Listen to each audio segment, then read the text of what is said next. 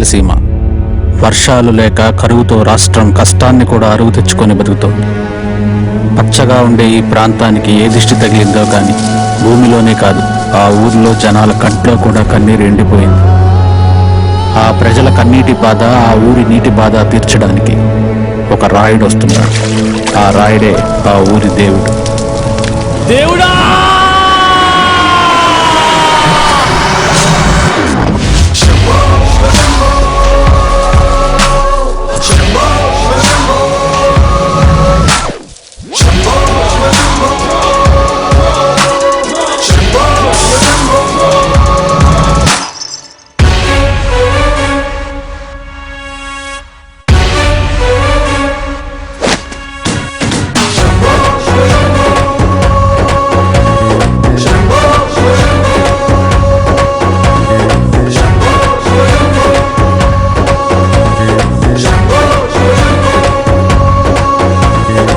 ఆకాశంలో మేఘాలన్నీ ఆవేశంతో ఏకం కాని ఊపిరి శబ్దం జదలో శంఖం పూరించే వేళ, నిట్టూర్పుల్లో నిర్వేదాన్ని, బడగాలుల్లో సందేశాన్ని, బడగళ్ళయ్యే ఆహ్వానాన్ని పంపించే వేళ, పాదమే ఆడే నాదం ధమరుకమే కాదా, ప్రాణమే చేసే గానం గంగకు గుడి కాదా, గొంతులో దాహం దేహం దహించే వేళ, నటరాజుగా రాజుని నేరుగా చూసిన నింగిక నేలకు నది కాదా.